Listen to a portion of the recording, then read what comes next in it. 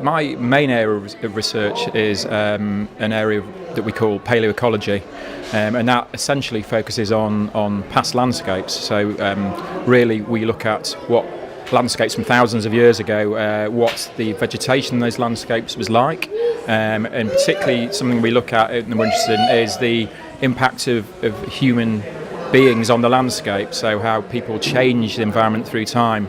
And particularly I'm thinking about how people might chop down woodland, clear woodland for agriculture or to build settlements. And we do that basically by looking at pollen grains that are preserved in deep sequences in peat bogs and in lakes.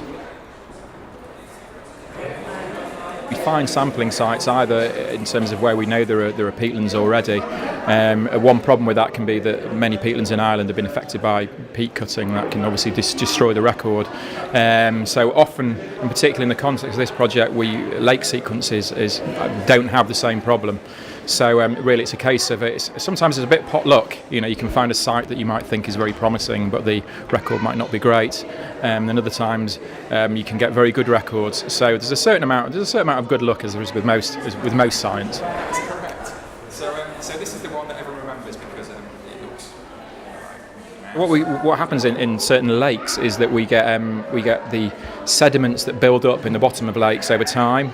Pollen grains can be preserved in those sediments, so where we get these very deep sequences of sediments that we can have at the bottom of some lakes, these sediments can literally go back thousands of years. Sometimes the sediments go back all the way to the end of the last ice age of 10 or 11,000 years ago, and then obviously where we have that, you have a record of vegetation change that is 10,000 years old. One that even the less interested students use. So this is one It can be challenging, particularly when we're dealing with lakes, because we obviously need to use a boat or a raft and then take a core from the bottom of the lake. So for that reason, we often try and focus on peat bogs where it's a bit easier to access.